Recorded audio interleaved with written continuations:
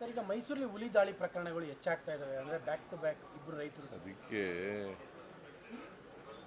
ಏನಾಗಿದೆ ಅಂತಂದರೆ, ನಿಜ ಹೇಳಬೇಕು ಅಂತಂದರೆ, ಫಾರೆಸ್ಟ್ನಲ್ಲಿ ಜನಗಳು ಜಾಸ್ತಿ ಓಡಾಡೋಕ್ಕೆ ಶುರು ಮಾಡಿಬಿಟ್ಟಿದ್ದಾರೆ. ರಿಸಾರ್ಟ್ಗಳೆಲ್ಲ ಆಗ್ಬಿಟ್ಟಿದ್ದಾವೆ, ಆಮೇಲೆ ಸಫಾರಿಗಳೆಲ್ಲ ಜಾಸ್ತಿ ಆಗ್ತಾಯಿದೆ. ಸೊ ಅದು ಒಂದು. ಎರಡನೇದು, ನೀರು ಮತ್ತು ಮೇವು ಇಲ್ಲದೆ ಇರ್ತಕ್ಕಂಥದ್ದು. ಮೂರನೇದು, ಈ ಚಿರತೆಗಳ ಹಾವಳಿ ಒಳಗಡೆ, ಫಾರೆಸ್ಟ್ ಒಳಗಡೆ.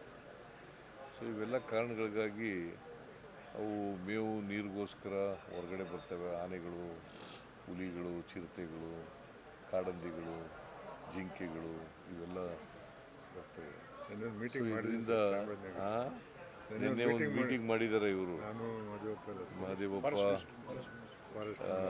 ವೆಂಕಟೇಶು, ಫಾರೆಸ್ಟ್ ಮಿನಿಸ್ಟ್ರಿ ಎಲ್ಲ ಒಂದು ಮೀಟಿಂಗ್ ಮಾಡಿದ್ದಾರೆ. ನಾನು ಒಂದು ಮೀಟಿಂಗ್ ತಗೋತಾ ಇದ್ದೀನಿ ಈಗ.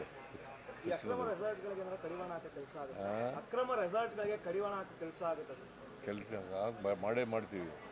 ಯಾರೇ ಅಕ್ರಮವಾಗಿ ರೆಸಾರ್ಟ್ಗಳು ಮಾಡ್ಕೊಂಡಿದ್ದಾರೆ ಅವ್ರ ಮೇಲೆ ಕ್ರಮ ತಗೋತೀವಿ.